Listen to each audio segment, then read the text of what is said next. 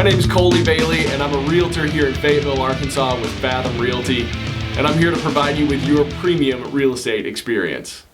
You know, you never get a second chance at a first impression, and that means when your home hits the market, it needs to be showcase ready. I think a lot of home sellers forget that not only are they competing against other pre-existing homes, they're also competing against new builds. And you know, the model homes presented by the builders are immaculate. They're always perfectly clean, they're shiny, they're new, they're staged perfectly. They're tough competition, and a lot of times they're actually priced very well. So our goal in preparing your home for market is to make it as close as possible to a model home. So this breaks down into three categories: repairs, cleaning, and staging. Now when it comes to repairs, let's always start with the worst first, because that's where you're going to lose the most money in negotiations. Let's make sure there are no foundation issues, no structural issues, and no roofing issues. Then let's move to systems, right? So the heating and air, the plumbing, the electrical, and all of those. Then we'll move down to the details, and these can be very important as well. Things like a door jamb sticking, a crack in a tile, if paint is scuffed up somewhere, or if there's damage to the drywall, let's make sure to get all those little details ironed out before we get it on the market. And as you can see, there may be a lot to keep track of. And that's why I always recommend that we go ahead and get an inspection before we list it. This is going to allow us to find all the problems beforehand, so negotiations move a lot smoother and the closing process can move a lot faster. Now, of course, if we don't get an inspection during the closing period, the buyer will almost always have an inspection done. The problem is that if they find problems with the house, it puts us in a much weaker position. So just imagine we finally found a buyer, we're under contract, and they have an inspection done, and a problem crops up. Well, they have a couple of different options.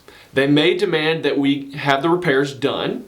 They may demand to renegotiate for a lower price, or if it's a big enough problem, they may just walk away from the deal altogether.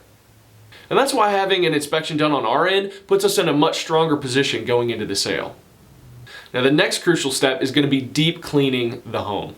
Inside the home, let's make sure that all the floors are swept, the carpets are deep cleaned, the bathrooms are scrubbed, there are no cobwebs in the corners. It just needs to be spotless. Also, it's very important that the home smells inviting. Pets, smoking, cooking certain types of foods like cabbage, these things can all leave odors lingering in the air that might be a turnoff for buyers, and you might not even notice it when you live in the house, but somebody coming in from the outside might be able to pick up on it. Let's make sure we're using an air freshener or a Scentsy pot so the home smells just as inviting as it looks. Now outdoors, we need to clean up as well. Making sure that the yard is always mowed, the flower beds are always weeded and mulched, the bushes are always trimmed. These things are pretty important. Another thing I highly recommend is a good pressure washing. You might be surprised how much grime has actually settled on the exterior walls, the sidewalks, and the driveways. So just a simple pressure washing can actually take years off the home, up your curb appeal, and also drive up that perceived value for our buyers.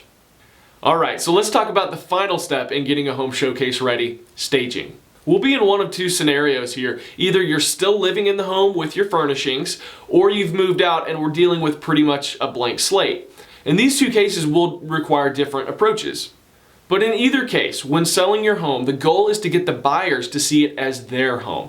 That means we need a beautiful blank slate that they can see themselves adding their own personal touches to. If you've got too much of your own style or personal belongings, it will influence their vision of the property, possibly for the negative.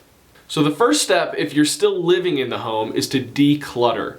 We want to make sure we get everything out of the corners, everything that's clogging up the walkways. Just simplify. Be prepared to box up the smaller items and then also take the larger items, put them in the garage or storage space. We want each room to be left with the bare minimum contents necessary to define the purpose of that room. You might have to move 90% of your stuff, but remember, we're going for a blank slate. Streamlining and organizing will go a long way in helping the buyer see the space as their own. Remember, they're not buying your furnishings in most cases. They're buying the floor plan, the walls, the construction details, and so those are the things that they need to be able to see. And this brings us to personal items. I'm a photographer. I love photography. I've got a lot of family photos in my house, but family photos can often cloud a buyer's vision of the space.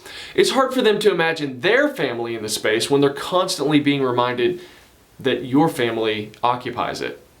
Likewise, religious and political items should really be minimized. Those are the two conversationally off-limits topics if you want to have a good, polite conversation, right?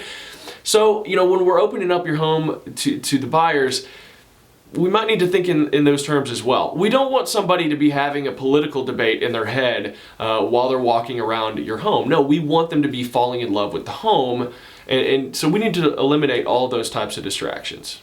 Now, if you've already moved out of the home, it may be important to add a few touches back to the house. For one thing, empty rooms can appear much smaller than they actually are because there's no basis for comparison. So again, we want to go back to making your home look like a model home, and that means adding just enough furniture to define the purpose of the room without distracting from the space. So a bed and a dresser in a bedroom, a dining room table, a desk and a bookshelf in an office. These things can go a long way to helping the buyers understand both the size and the best use of the space.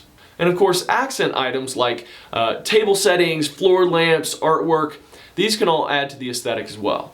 Now, staging can also be fairly inexpensive, especially just for the first few weeks as we do the photos, the video, and the open houses.